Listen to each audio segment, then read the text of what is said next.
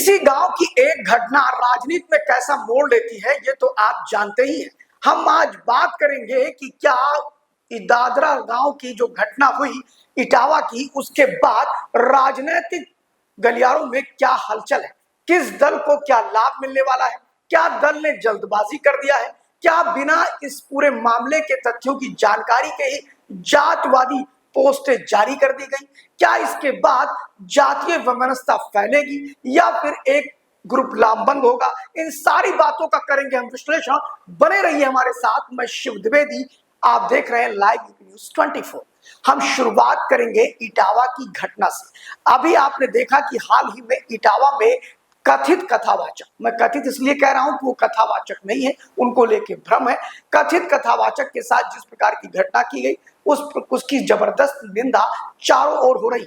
हम भी उसकी निंदा करते हैं। हम ये मानते हैं कि इस प्रकार की घटना के बाद जो कार्रवाई ग्रामीणों ने की है वह बिल्कुल भी ठीक नहीं है। लेकिन बात यह है कि इस आधार पर क्या इस देश के अंदर या प्रदेश के अंदर राजनीति के रोटियां सेकी जाएंगी, क्या नए आयाम खड़े किए जाएंगे, क्या जातवादी राजनीति में और आग डाली जाएगी, क्या सनातन को जात के नाम पे बांटने वालों को ये बड़ा अवसर मिल गया जो पूरी शिद्दत के साथ लग गए कि अब यादव वर्सेस ब्राह्मण करेंगे। फिलहाल आपको बता दें कि ये काम अगर सामान्य सोशल मीडिया पर कोई सामान्य व्यक्ति कर रहा है तो बड़ी बात नहीं होता है, स्वाभाविक है। इतनी बड़ी जनसंख्या है, 25 करोड़ की उत्तर प्रदेश में आबादी है, लोगों के विचार अलग हैं, लोगों की सोच अलग है, लोग अपने अपने तरह से तर्क देंगे, कुतर्क देंगे। लेकिन जब मजे हुए खिलाड़ी और खास तौर पर राजनीतिक क्षेत्र के परिपक्व नेता जब इसे राजनीतिक रंग देने लगते हैं तो सोचने पर मजबूर होना पड़ता है।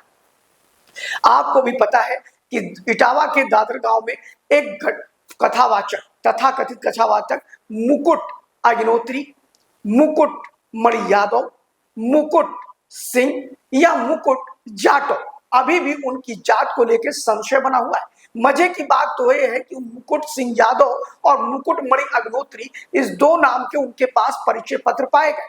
सबसे बड़ी बात यह है आधार कार्ड, और आधार कार्ड में नंबर 1 था, नाम अलग हो गया। एक कितना बड़ा एक तरह से धोखा है लोगों के साथ। दूसरी बात, जो यादव समाज उनके साथ खड़ा दिखाई पड़ा, सारे यादव समाज नहीं, जबकि इटावा के इर्द गिर्द के जो यादव हैं वो भर्त्सना करते हैं मुकुटमणि की और उनकी आलोचना भी करते हैं। वो कहते हैं कि मुकुटमणि जो है वो यादव नहीं है। मुकुटमणि को लेके पीयूष यादव, जैसा कि आप स्क्रीन पे देख रहे हैं कि पीयूष यादव एक सोशल मीडिया यूजर हैंडलर है, उन्होंने एक पोस्ट किया और कहा कि उनके रिश्तेदार उसी गांव में रहते हैं और उन्होंने कहा कि इसका जो हिस्ट्री है मुकुटमणि की वो बेसिकली बहुत गंदी है, वो हिस्ट्री सीटर है, चोरी भी करता था और कुल मिलाकर के जिस गांव में वो गया था उसी गांव की लड़की से, एक ब्राह्मण लड़की को लेके वो भागा था, उसके रिश्तेदार उस गांव में थे। वो सारी चीजें उसने उसमें व्याख्या किया और कहा कि ये मुकुटमणि यादव नहीं है, यानी कि इटावा के ही यादव कहते हैं कि मुकुटमणि यादव नहीं है। लेकिन आप देखिए कि सिर्फ बातें यहीं तक नहीं, सोशल मीडिया पर इस पूरे मामले को लेकर के जब अंदरूनी बातें आना शुरू हुई तो आप हमारे स्क्रीन पे देख सकते हैं कवि गौरव चौहान। गौरव चौहान एक बड़ा नाम है, आपने कई चैनल्स पे देखे होंगे, बड़े कवि सम्मेलन में गौरव चौहान आते हैं, ओज की कविता पढ़ते हैं, इटावा से संबंध रखते हैं। इनका आप देख रहे होंगे कि इन्होंने अपने सोशल मीडिया अकाउंट्स पे बिल्कुल काला चिट्ठा खोल के रख दिया मुकुटमणि यादव का, और मुकुटमणि यादव नहीं, मुकुटमणि अग्निहोत्री। वो कहते हैं कि ये व्यक्ति पहले से ही धोखेबाजी करता था। इनके साथ कनपुरिया संतराम यादव, जिसका नाम है, जिसने अपने को संतराम तिवारी कर लिया था। ये अपराध नहीं, ये तो होता रहता है, अपराध तो वो है जो इनके साथ किया गया। संतराम यादव से वो तिवारी हो जाते हैं, उसके बाद में ये दोनों ही टप्पेबाजी करते हैं, ऐसा पोस्ट में लिखा गया। इसकी मैं पूरी तरह से पुष्टि नहीं करता, ना ही हमारा चैनल इसकी पुष्टि करता है। मैं सिर्फ सोशल मीडिया के यूजर्स के द्वारा और खास तौर राष्ट्रीय कवि अगर गौरव चौहान की उस पोस्ट का ही उल्लेख कर रहा हूं जिसमें वो कहते हैं कि ये छोटी मोटी चोरी करते थे, इनका धंधा चलता नहीं था। तो इन्होंने इससे पहले ये मुकुटमणि जो कि यादव लिखे हुए हैं, उससे पहले वो जाटव था, कभी वो अपने आप को कठेरिया बताता है, कभी कुछ और बताता है। इससे पहले वो बौद्ध था और बौद्धों की कथा कहा करता था, बुद्ध की कथा, जिसकी डिमांड ज्यादा ना होने से संत राम ने कहा कि अब भागवत कथा बहुत चलती है, मथुरा से जो भागवत कथा के लिए बुलाए जाते हैं, ऐसा उन्होंने लिख रखा है, जो भागवत कथा पे बुलाए जाते हैं वो काफी पैसा लेते हैं, क्यों ना हम लोग भागवत कथा कहते हैं। बातचीत तय हो गई और भगवत कथा के आधार पर ये भगवत कथा कहने लगे। और एक दादरपुर गांव जो है क्या नाम है इटावा का, वहां पर ब्राह्मण और यादव सभी जातियों का मिक्सअप गांव है, जिसमें ब्राह्मणों की संख्या कम है। आपको बता दें वहां पर भी यादव हैं, और जब इनकी पिटाई हुई तो उसमें वो यादव भी शामिल थे, वो भी इनके साथ ये हरकतें कर रहे थे। कारण क्या था कि जब वहां पर ये पहुंचे तो जिस परीक्षित परिवार में ये पहुंचे थे उस फैमिली ने इनको बुलाया था।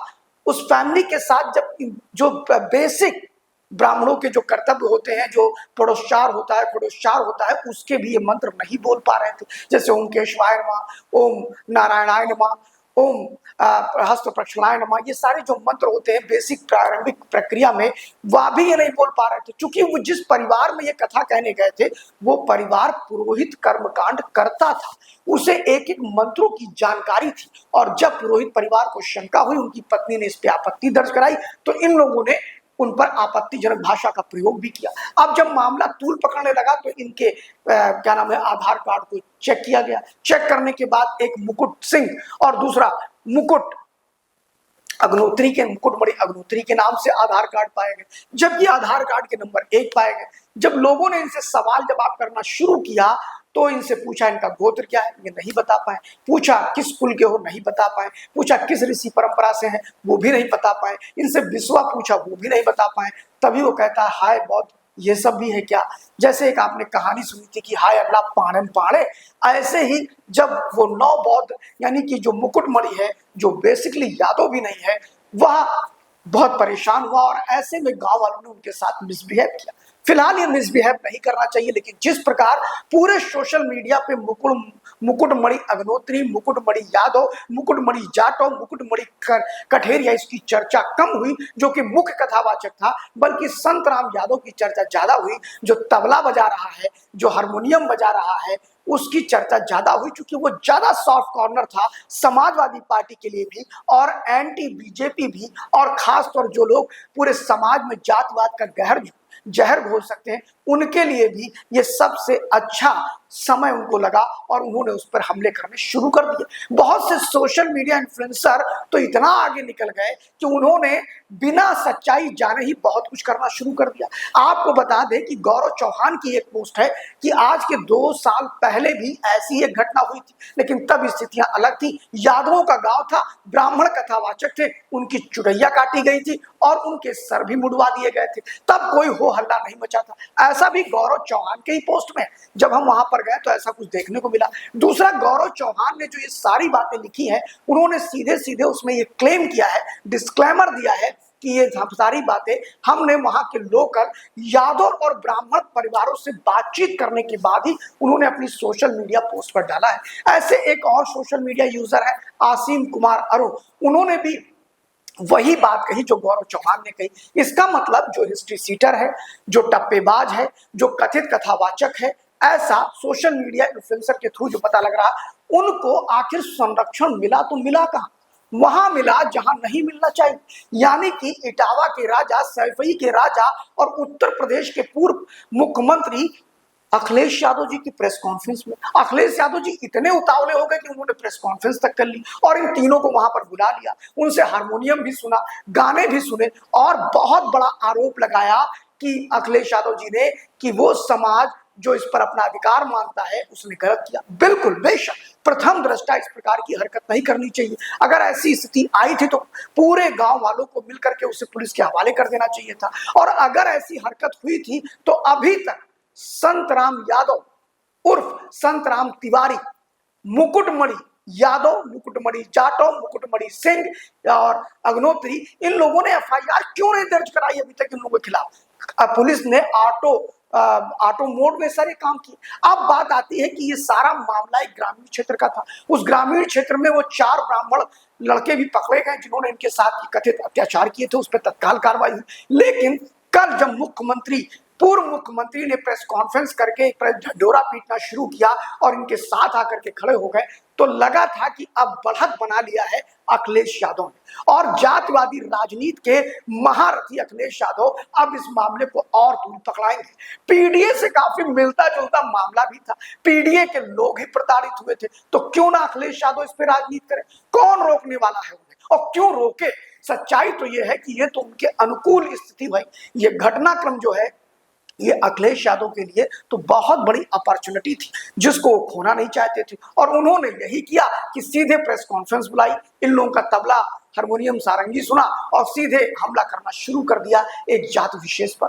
लेकिन शायद उन्हें नहीं पता था कि वो एक हिस्ट्री सीटर को समर्थन कर रहे हैं। शायद उन्हें नहीं पता था ये अपने समाज के बड़े ही गंदे लोग हैं जिनको यादव समाज क्या इनका अपना समाज भी पसंद नहीं करता है। अगर ये इतने ही अच्छे थे अखिलेश जी तो यादवों की टिप्पणी इनके प्रति, जो लोकल इटावा के यादव हैं वह भी इनके प्रति अभद्र टिप्पणियां कर रहे हैं, वह भी इनको लेकर के अलग अलग तरह की विचार रखते हैं जो विचार आपसे मेल नहीं खाता है। और सबसे बड़ी बात तो मैं उन मीडिया यूजर्स अपने भाई बहनों से कहना चाहता हूं जो बिना तथ्यों की पूरी जानकारी किए ही मन को गरियाना, ब्राह्मणों को गरियाना, सनातन को गरियाना शुरू कर दिया था। अब शायद वो भी लज्जित और शर्मसार होंगे कि उन्होंने एक गलत आदमी की तारीफ में खड़े कर दी। लेकिन अखिलेश यादव ने जब उन्हें अपने कार्यालय पर बुलाया, अपने कार्यालय पर उनके साथ प्रेस कॉन्फ्रेंस किया, तो शायद मुकुटमणि यादव उर्फ अग्नोत्री उर्फ जाटव उर्फ कठेरिया इसको लगा था कि अब मैं बच गया हूं। लेकिन कल मुख्यमंत्री योगी आदित्यनाथ का